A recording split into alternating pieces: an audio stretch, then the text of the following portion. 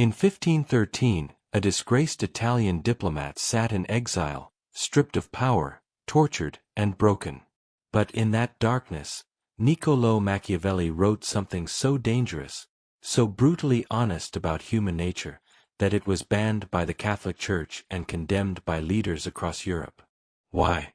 Because he revealed the 7 invisible laws that the powerful use to control the masses, laws that turn free people into obedient followers without them ever realizing it. Today, these laws are still being used by politicians, by CEOs, by influencers, by anyone who understands the dark mechanics of human psychology. And once you see these laws in action, you'll never look at power the same way again. But here's what terrifies people about Machiavelli. He didn't write theory. He wrote the brutal truth. The things leaders do but never admit. The manipulation hiding behind every smile, every promise, every act of kindness. So the question is, are you ready to see how the game is really played? Or would you rather stay blind to the invisible chains around you? This is not philosophy. This is warfare. Let's begin. Before we dive into these 7 mortal laws, you need to understand something crucial about Machiavelli. He wasn't evil. He wasn't a sadist. He was simply willing to say what everyone else whispered in private. While other philosophers wrote about how the world should be, Machiavelli wrote about how the world is. He studied history's greatest leaders, Caesar, Borgia, Alexander, and he found patterns. Laws that worked regardless of morality, regardless of era, regardless of culture. These aren't just historical curiosities. Every day, someone is using these laws on you. And today, I'm going to show you exactly how they do it. Not so you can become a tyrant, but so you can recognize when someone is trying to enslave your will. Knowledge is power. Let's take it back. The first mortal law sounds counterintuitive. Never appear too perfect. Deliberately show flaws, or people will envy and destroy you. Machiavelli observed something chilling in Renaissance Italy. The most virtuous leaders, those who were brilliant, handsome, moral, and successful, they didn't last. They were assassinated, betrayed, or exiled. Why? Because perfection breeds envy, and envy breeds destruction. Here's what Machiavelli understood. Humans don't want to follow gods. They want to follow humans. When you appear flawless, you trigger something primal in people, a resentment so deep they don't even recognize it. You make them feel inferior simply by existing. When someone sees perfection, their brain does 2 things. First, it makes a painful comparison. Why don't I have that? Why am I not that? Second, it searches for flaws to restore psychological balance. If it can't find flaws, it invents them. Rumors start. Conspiracies form. People unconsciously unite against you. Consider Julius Caesar. Brilliant military strategist. Loved by the people. Generous. Merciful to his enemies. Perfect, right? That's exactly why he was stabbed 23 times by his own senators. His perfection made them feel small. His success made their mediocrity unbearable. Now contrast this with Augustus, his successor. Augustus was smart enough to deliberately show weakness. He appeared sickly, deferred to the Senate publicly, acted humble.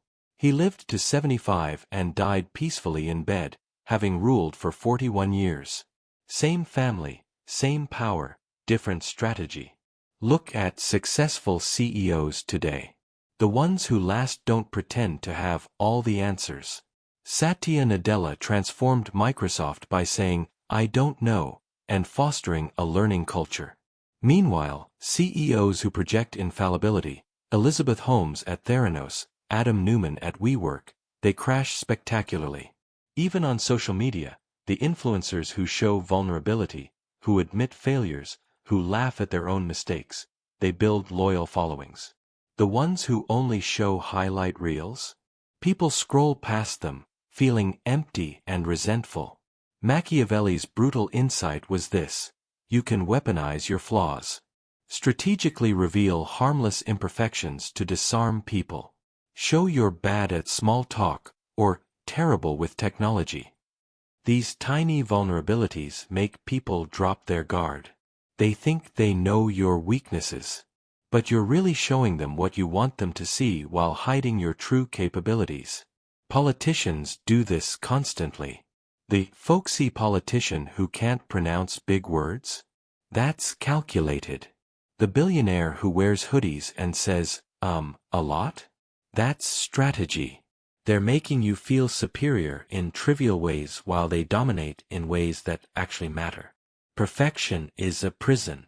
If you appear perfect, people will obsess over destroying you. But if you control your imperfections, if you reveal flaws strategically, people will obsess over following you instead. They'll think, if someone like that can succeed, so can I. You become relatable, aspirational, safe. The second mortal law is the foundation of all power. Make people depend on you.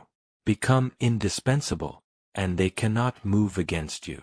Machiavelli was obsessed with one question: why do people obey? And he found the answer wasn't loyalty. It wasn't morality. It wasn't even fear. It was need. When people need you, they'll rationalize anything. They'll ignore your flaws. They'll defend your mistakes. They'll betray their own principles. Because opposing you means losing something they can't afford to lose. Dependency works because it hijacks the survival instinct. Once you control something essential, money, security, information, status, access, you don't have to force obedience. It becomes automatic. People police themselves. They anticipate what you want before you ask. They become, in essence, their own jailers.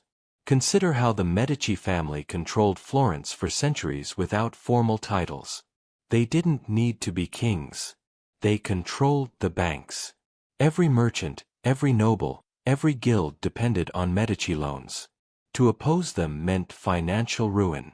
So nobody did. The Medicis made themselves the keystone. Remove them, and everything collapses.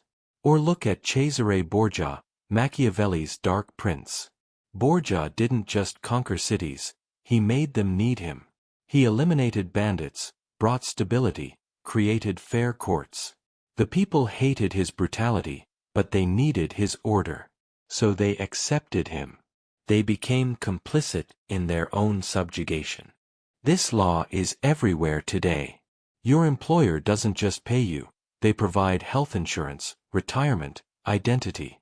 Quitting isn't just losing a job, it's losing healthcare for your kids. That's designed dependency. Big tech companies do this perfectly. Google doesn't just offer free email, it integrates with your calendar, your photos, your documents, your entire digital life. Switching to a competitor isn't a choice, it's a painful extraction. You're locked in. Even in personal relationships, charismatic manipulators use this law. They isolate you from friends and family. They control finances. They become your only source of validation and support. Then they can treat you however they want because leaving means losing everything. That's not love. That's engineered dependency. Here's what makes this law so brutal. Dependency creates gratitude. Even if you created the problem in the first place, when you become the solution, people thank you. Machiavelli saw this with mercenary captains in Italy. They'd secretly prolong wars to keep getting paid. Cities would become dependent on their military service. And when the war finally ended, the cities would be grateful to the same people who extended their suffering. It's Stockholm Syndrome on a societal scale. First, identify what people need but cannot easily get elsewhere. Security, money, information, access, validation, something essential. Second, position yourself as the sole or best provider. Not the only option, but the clearly superior one. Make alternatives seem risky or inferior. Third, gradually increase the cost of leaving. Sunk costs, integrated systems, emotional bonds, fear of change. Each interaction should make separation slightly harder. Fourth, never solve their problems completely. Keep them needing you. The moment they're self-sufficient, your power evaporates. Machiavelli understood that freedom is a luxury most people can't afford. When you control what people need to survive or succeed, you don't need chains. Their own needs become chains. They'll obey not because you force them, but because they've convinced themselves they have no choice. That's the second law. Make yourself indispensable. Because people don't follow power, they follow necessity. The third mortal law is the most brutal. Crush your enemies completely, or they will regenerate and destroy you. This is where Machiavelli truly earned his dark reputation. He didn't believe in mercy for defeated enemies. He didn't believe in reconciliation or forgiveness. He believed in annihilation. Because wounded enemies don't forgive, they plot revenge. Machiavelli wrote, "Men ought either to be well treated or crushed, because they can avenge themselves of lighter injuries, of more serious ones they cannot. Therefore the injury that is to be done to a man ought to be of such a kind that one does not stand in fear of revenge." Translation: go all the way or don't go at all. Half measures create enemies who hate you and have the capacity to strike back. That's the worst possible outcome. Machiavelli pointed to the Roman Republic. When Rome defeated Carthage in the First Punic War, they took a moderate approach. They imposed harsh terms but left Carthage intact. What happened? Hannibal. 20 years later, Carthage nearly destroyed Rome. After the Second Punic War, what did Rome learn? They went to Carthage in the Third Punic War and literally salted the earth so nothing could grow there. No second chances. Complete annihilation. Rome never faced a Carthaginian threat again. Or consider how the Borgias dealt with the Orsini family, their rivals. Cesare Borgia didn't just defeat them in battle.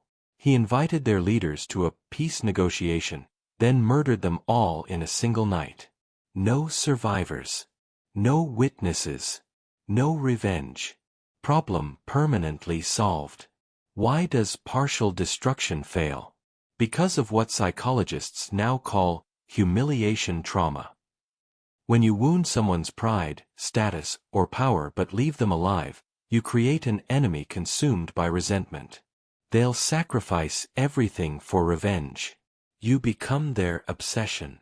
This is why corporate rivalries turn vicious.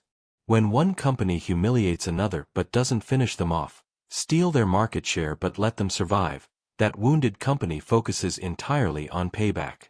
They'll take losses just to hurt you. It's not rational. It's emotional. Watch how tech giants operate. When Amazon identifies a competitor, they don't just compete, they copy the product, undercut prices to the point of losses, and drive the competitor into bankruptcy. Then they acquire the corpse for parts. No competitor, no problem. Or look at political campaigns. The nastiest ones aren't those where candidates dislike each other, they're the ones where someone was betrayed or humiliated. Hillary versus Bernie in 2016. The establishment versus Trump.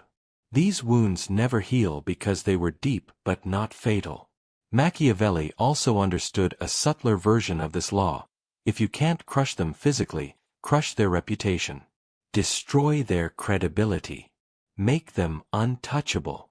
Turn their name into poison. This is character assassination.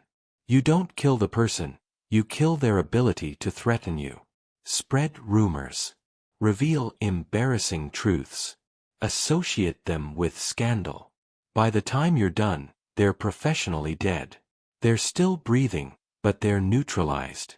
Here's what makes this law so difficult. It violates our social programming. We're taught that mercy is strength, that forgiveness is noble, that you should give people second chances. But Machiavelli would say those are beliefs the powerful want you to have, because they make you weak. They make you hesitate when you should strike. They make you vulnerable to enemies who don't share your moral constraints. This law can also backfire. Complete destruction creates martyrs. It can unite your enemy's allies against you. It reveals your ruthlessness and turns neutral parties into enemies. Machiavelli's response? Then make sure no one knows it was you. Or make the destruction look justified, even merciful. Or be so powerful that it doesn't matter what people think. The reality is uncomfortable. In power dynamics, there's no neutral ground with real enemies. You either dominate or you're dominated. Leaving enemies wounded but alive is the strategic equivalent of pointing a gun at someone and then turning your back. Machiavelli wasn't advocating cruelty for its own sake. He was advocating finality. Complete victory or no conflict at all. Because half measures don't create peace, they guarantee future war. That's the third law. If you must fight, win absolutely. Because enemies you don't finish will finish you. The fourth mortal law reveals Machiavelli's understanding of deception. Appear as a friend while acting as a manipulator. The best chains are invisible. This is perhaps the most insidious law because it works best on good people. Those who trust, who believe in others, who assume positive intent, they're the easiest to control. Why? Because they never see it coming. Machiavelli observed that direct force creates resistance. When you obviously coerce someone, they resist even if they obey. But when you manipulate someone while appearing as their ally, their helper, their friend, they don't just obey, they thank you for it. The key is making your targets believe that serving your interests is actually serving their interests. You don't force them to do what you want. You make them want to do what you want. Look at how Pope Alexander VI, Cesare Borgia's father, expanded papal power. He didn't conquer cities by force. He offered protection. He positioned the church as a mediator, a peacemaker. Cities would invite him in to resolve disputes. And once the church was inside, it never left. The occupation looked like friendship. Or consider how France's King Louis XII lost Italy according to Machiavelli. Louis made allies, the Pope, Venice, various Italian states. But he trusted them. He assumed friendship meant loyalty. Meanwhile, every ally was using him for their own purposes, planning to betray him the moment it was advantageous. Louis appeared strong but was actually being played. This law exploits cognitive dissonance. Humans are terrible at believing that someone who seems kind, who smiles, who helps them occasionally, could simultaneously be manipulating them. Our brains reject that paradox. So we explain away red flags. We make excuses. It's the same psychology that allows con artists to work. The victims don't see it coming because the con artist doesn't look like an enemy. They look like a friend. They listen. They care. They help with small things. And all the while, they're positioning you for the big con. Corporate culture does this constantly. Your employer calls you family. They have fun team-building events. They give you a nice title and small perks. And you feel valued. You feel loyal. Meanwhile, they're paying you less than your market value, demanding unpaid overtime, and they'd eliminate your position tomorrow if the spreadsheet demanded it. The manipulation works because it's wrapped in apparent friendship. Social media platforms are masters of this. Facebook doesn't say, "We're selling your attention to advertisers and your data to the highest bidder." They say, "Connect with friends." They appear to be providing a free service out of generosity. You think you're the customer. But you're the product. Your friend is actually your jailer, and the cell looks like a playground.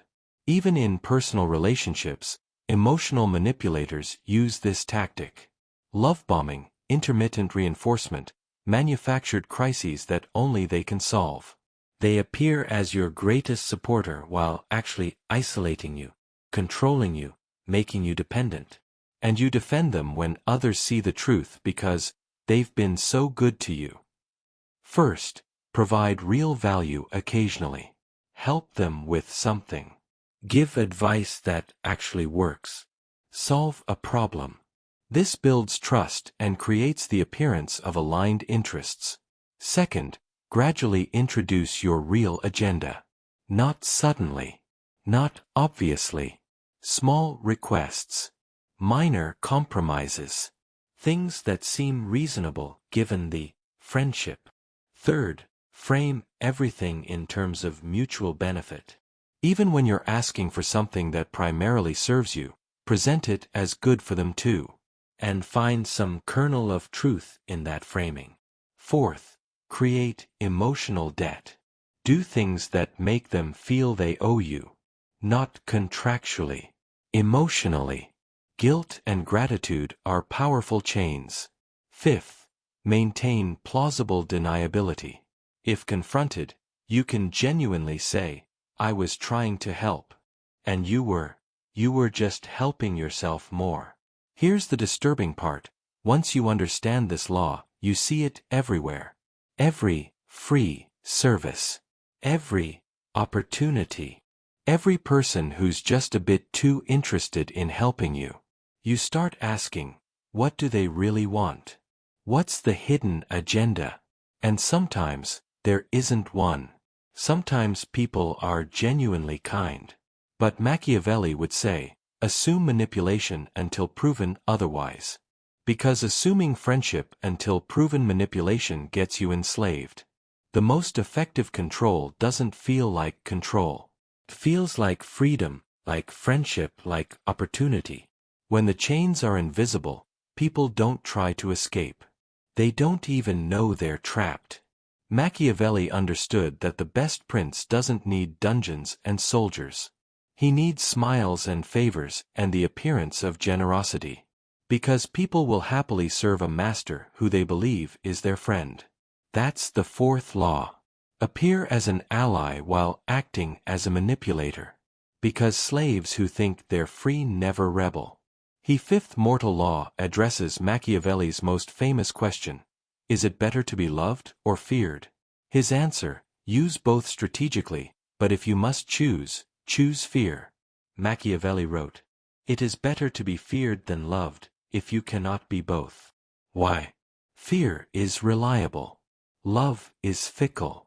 People love you when it's convenient, but love evaporates under pressure. Fear doesn't. Fear makes people calculate consequences before acting. But here's the crucial distinction. Be feared without being hated. Hatred makes people irrational. They'll sacrifice themselves to hurt you. Fear without hatred makes people rational. They obey because the cost-benefit analysis is clear. Cesare Borgia conquered the Romagna region using a cruel governor, Ramiro de Orco, who restored order but generated hatred. What did Borgia do? He had Ramiro executed in the town square, cut in half. Message: I delivered justice. The cruelty was his, not mine. The people feared Borgia's power but loved his justice. One act eliminated hatred while maintaining fear. Contrast this with Agathocles of Syracuse, who massacred senators and citizens to seize power.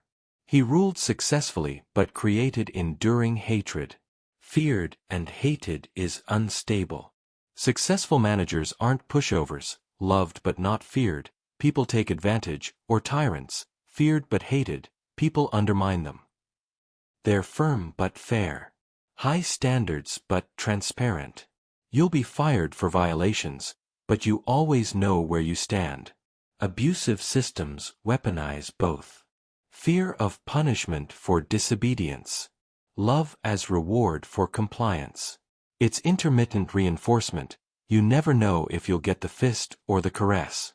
Cults do this perfectly. Wrathful one moment, loving the next. Members become addicted to validation and terrified of wrath. People who fear you do what you explicitly say. People who love you do what they think you'd want, even when you're not watching. They protect you. Give you benefit of the doubt.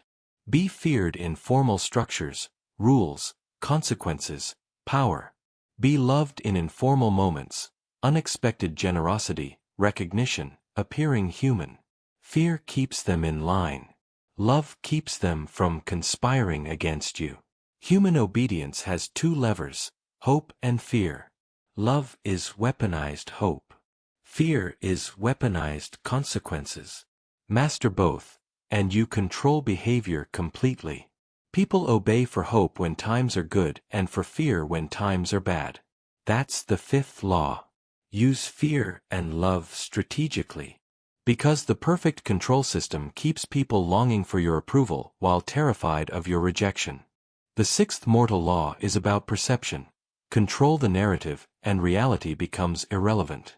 People obey the story they believe, not the truth they can't see. Machiavelli wrote, "Everyone sees what you appear to be, few experience what you really are." You don't need to be virtuous, you need to appear virtuous. Because people act on what they believe, not what's true. The masses judge by appearances. Only those close to you know the truth, and if you've applied the other laws, they're too dependent or afraid to speak. Ferdinand of Aragon expelled Jews, waged religious wars, broke treaties, and manipulated everyone. But he did it all under the banner of religious piety and Spanish unity. The narrative was, Ferdinand is a devout Christian king protecting his people. The reality was, consolidating power and seizing wealth. But Ferdinand controlled the story, so the narrative became reality. Augustus claimed to have restored the Roman Republic. He called himself first citizen, not emperor. Performed elaborate shows of Senate deference. The narrative was continuity and tradition. The reality was absolute monarchy. By controlling the narrative, Augustus made tyranny palatable. This is the defining feature of modern politics and business. Politicians don't primarily govern, they manage narratives. Spin rooms, PR teams, leaked stories. Everything is about controlling the frame. When companies lay off thousands, the narrative isn't, "We're sacrificing workers for shareholders." It's, "We're streamlining to remain competitive and protect remaining jobs." Same action, completely different story. Billionaires aren't portrayed as businessmen, they're framed as visionaries. That narrative gives permission to break norms. When they miss targets, it's not failure, it's ambitious innovation. First, define yourself before others define you. Get your narrative out first, loud and consistent. Second, control the vocabulary. Tax relief versus giveaways to the rich. The frame determines the conclusion. Third, simplify complex reality into emotional, memorable stories. Heroes and villains. Black and white. Fourth, repeat endlessly. Familiarity breeds acceptance. Fifth, attack counter-narratives immediately. This works because humans don't process information objectively, we process stories. Give people a compelling story that confirms existing biases, and they'll believe it over contrary evidence. Machiavelli knew that a prince who does good but is perceived as evil will be treated as evil. And a prince who does evil but is perceived as good will be treated as good. Perception is reality in politics. Today's masters don't control all narratives, they flood the zone with so many narratives that truth becomes impossible to discern. When people are confused, they default to familiar authorities. You become that authority by appearing confident and consistent. Reality is subjective at scale. What millions believe becomes more powerful than objective truth. If everyone believes you're strong, you are strong. Machiavelli understood power exists in others' minds. Control what people believe about you, and you control how they treat you. That's the sixth law. Control the narrative. Because in a world where perception is reality, the storyteller is king. The seventh and final mortal law reveals Machiavelli's deepest insight. Give people a cause bigger than themselves, and they'll follow you into hell. Machiavelli observed that mercenaries were unreliable. They fought for money and fled when the pay stopped. But citizen soldiers fighting for homeland, faith, or people, they were ferocious. They'd die rather than retreat. Why? They weren't fighting for a paycheck. They were fighting for something transcendent. Humans crave meaning. We need to believe our lives matter, that we're part of something larger. When you provide that meaning, people don't just obey you, they want to obey you. You're not their master, you're their prophet. Napoleon didn't just command armies, he sold them the glory of France, revolutionary ideals, the chance to be part of history. His soldiers weren't fighting battles, they were transforming the world. That's why they marched through Russian winter. Christianity conquered Rome not through force but through meaning. It gave slaves and peasants cosmic purpose. Your suffering matters, you're part of God's plan. That narrative created martyrs who welcomed death. Apple doesn't make computers. They think different. Tesla doesn't make cars. They're accelerating sustainable energy. Employees take lower pay because they believe they're changing the world. That's not accident, it's strategy. Political movements don't ask for votes, they recruit you into revolutions. You're not supporting a candidate, you're fighting for justice, freedom, the nation's soul. Your identity becomes the cause. This law enables both heroism and horror. The Crusades, the Holocaust, colonialism, every atrocity was committed by people believing they served a higher purpose. Cult leaders offer meaning to empty lives, and followers will cut off families, surrender fortunes, die on command. Because losing the cause means losing purpose. Tap into existing values, justice, freedom, progress. Position your agenda as the path to those values. Create us versus them dynamics with an existential threat. Demand sacrifice because the more people give up, the more committed they become through cognitive dissonance. People with a cause can't be bought, intimidated, or reasoned with. The cause is beyond reason, it's faith. Machiavelli understood that ultimate control isn't forcing obedience. It's making people want to obey by giving them something bigger to believe in, even if it's manufactured, even if it serves your interests, even if it's an illusion. Because humans would rather die for a beautiful lie than live for an ugly truth. That's the seventh law. Give people a cause bigger than themselves. Because slaves who think they're crusaders never question their chains. These are Machiavelli's 7 mortal laws. Not theories. Not ideals. Brutal observations about how power actually works. You've seen these laws in action your entire life. In your government, your workplace, in that person who always gets their way. Now you understand the mechanics. The question isn't whether these laws exist, they do, and people are using them on you right now, in this moment. The question is, what will you do with this knowledge? Machiavelli didn't write The Prince to create tyrants. He wrote it to reveal tyranny. To show how the powerful maintain power so that others could recognize the game being played. Some will use these laws to manipulate. Others will use them to defend against manipulation. The knowledge itself is neutral. Your intent determines whether it's a weapon or a shield. But here's the uncomfortable truth. In a world where everyone else understands these laws, ignorance isn't innocence. It's vulnerability. It's choosing to be the pawn while others play chess. You can reject these laws morally. You can refuse to use them. That's your choice, and it might even be the right one. But you cannot afford to be ignorant of them. Because those without conscience will use them without hesitation. Now you see the invisible. Now you understand the game. The chains that bind millions. The narratives that control minds.